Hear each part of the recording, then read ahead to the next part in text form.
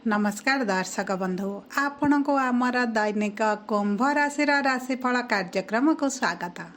आज आम जाना राशि चक्र एकादशतम राशि कुंभ राशि राशिफल विषय रे। आमर यही दैनिक राशिफल कार्यक्रम चंद्रंकर गोचर गणना को नहीं आधारित होइछि एवं चंद्रंकर यही गोचर आमर दैनंदिन जीवन रे बहुत प्रभाव पकाई थाए। तेबे आसंतु जानिबा आज चंद्रंकर गोचर आपणक राशि रे किभଳି प्रभाव पकाउछंती। देखंतु आमर एही राशिफल कार्यक्रम आपणकर जन्म राशि बा चंद्र राशि उपरे आधारित होइछि। जदि आपणकर कुंभ लग्न होइथाए ताहले भी आपण एही भिडियोटी को शेष पर्यंत देखंतु। किंतु भिडियोटी आरंभ करिबा पूर्वरु जदि आपणकर भी कुंभ राशि होइथाए एवं आपण भी ईश्वर को आंतरिक भक्ति एवं विश्वास करती तेबे भिडियोटी को लाइक करंतु। कमेंट बॉक्स रे जय जगन्नाथ जय माँ लक्ष्मी अवश्य लिखि दियंतु।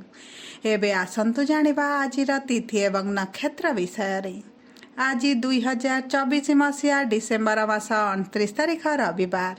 आजिर सूर्योदय समय सकाळ 6:24 एवं सूर्यास्त संध्या 5:13। आज मार्गशीर मास कृष्ण पक्ष चतुर्दशी तिथि रात्र 4:01 पर्यंत रही। यापर अमावास्या तिथि आरंभ हेब। आज चंद्र ज्येष्ठा नक्षत्र रे रात्र 11:21 पर्यंत रहिबे। तापरे मूला नक्षत्र को गोचर करिवे। आजिर चंद्र सुधी वृष मिथुन सिंह कन्या बिछा धनु मकर एवं कुंभ राशि। घात चंद्र तुला एवं कुंभ राशि।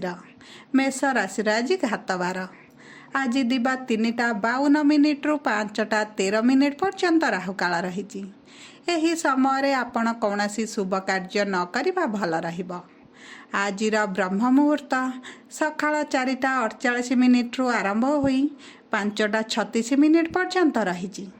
आजिर शुभ समय सकाळ 7:07 रु 9:17, दिबा 1:09 रु 3:03, दिबा 3:46 रु 3:52, रात्र 7:51 रु 9:37, रात्र 12:51 रु 1:27 एवं रात्र 3:06 रु 6:26 पर्यंत रही।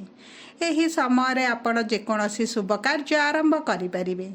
आज खाद्य रे बीरी खाइबा निषेध अछि। एबे आसंतु जानिबा चंद्रंकर गोचर आपणक जीवन रे किभଳି प्रभाव पकाउछंती। आज संपर्कयंक साहाय्य रे आपणक कार्य रे आसुथिबा समस्या ह्रास पाइब। समाज रे बहु सम्मानित व्यक्तिंक सहित आपणकर संपर्क वृद्धि पाइब। आज आपण निज उपरे विश्वास रखंतु। व्यवसाय क्षेत्र रे जड़ित लोकमानंक पई व्यवसाय रे लाभ एवं प्रगतिर संभावना रही। जीविका क्षेत्र रे नियोजित लोक माने सेमानंकर परिश्रमर फल पाइबे। आपणक मन रे आज तृप्ति वृद्धि पाइब। आपण आज आपणक सांग मानंक सहित साक्षात्कार करि पारंती। आज आपणकर खर्च किछिटा बढ़ी जाई पारे। आपणकर अर्थनैतिक क्षेत्र रे करा जायथिबा प्रयास मध्ये आज सफल हेब। हठात आपणकर आय किंबा व्यय हेबार संभावना अछि। आपण जानवाहन एवं घर संपत्ति किनिबा पई आज योजना प्रस्तुत करि पारंती। टंका संचय प्रति ध्यान दियंतु नचेत आज आपणकर अनावश्यक खर्च बढ़ी पारे।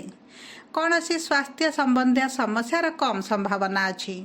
किंतु आपण आज मादक द्रव्य नेबा परे गाड़ी चलांतु नाही। दुर्घटना घटिबार मध्य संभावना रही। आपण आज कौनसी एक दूर स्थान को भ्रमण रे जाई पारंती। आपण आपणकर प्रियजनक सहित कौनसी तीर्थ स्थान भ्रमण करि पारंती।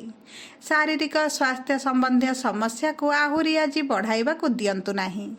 अधिकांश भाव रे गंठी जंत्रणा एवं पेट संबंधी रोग प्रति आज ध्यान दियंतु।